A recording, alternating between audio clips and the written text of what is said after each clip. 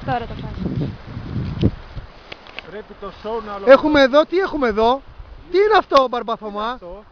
Είναι είναι αυτό? Λούτσος! Η κυρία εδώ πέρα, μια Όχι, κυρία. ψαράκι είναι αυτό. Την πέτυχα σε ένα μπαρ. Α, είναι μικρούλικο, Καλή να το είναι, πετάξουμε μωρέ. πάλι μέσα, μωρέ, αυτό δεν είναι τίποτα. Καλή είναι. Πώς σε λένε, για πες. Για να δω, μας δείξει λίγο το στοματάκι, θα το δούμε έτσι λίγο. Α, είναι και φαφούτα, Α, είναι και φαφούτα. Είναι και φαφούτα.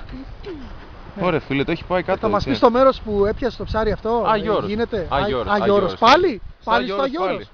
Πάλι στο Αγιώρος. Και τώρα πάμε να βγάλουμε και τη φίλη της. Γενικά έχει μια θεία, λέει. Τώρα θα την πετύχουμε και αυτή λογικά. Τι είναι αυτή, Καλόγρια στο μοναστήρι πάνω? Καλόγρια στο μοναστήρι. Α, μάλιστα. Εγώ προτιμώ τη μαμά. Η μαμά λες. Ωραία. Η γιαγιά καλύτερη. Ωραία. Θες να το αφιερώσεις κάπου αυτό το ψαράκι, τίποτα Στους φίλους του ψαρέματος, συγκεκριμένα? στους φίλους της τσιπούρας του ψαρέματος. Τσιπούρας, ναι. Αυτά. Πάρα πολύ ωραία. Άντε παιδιά, και όπως είπαμε, έτσι, Εντάξει, ναι, το ψυγείο τώρα θες να το δείξουμε? το ψυγείο ας μην το δείξουμε, θα τρομάξει ο κόσμος. Καλύτερα Θα άστο. μπει χει μετά. Άστο Δεν καλύτερα. δεν θα ανέβει στο YouTube αυτό. Άστο, μετά. γιατί θα είναι ακατάλληλο για ανήλικους. Εντάξει. Ωραίο ψάρι. Ένα μικρό είναι, εντάξει, Ναι, δεν είναι μόνο, τίποτα. εντάξει. Α, μικρό λιτσαράκι. Θα το αφήσουμε κάτω έτσι να το δούμε κάτω τα παιδιά. Ωραία τσιπούρα είναι, παιδιά.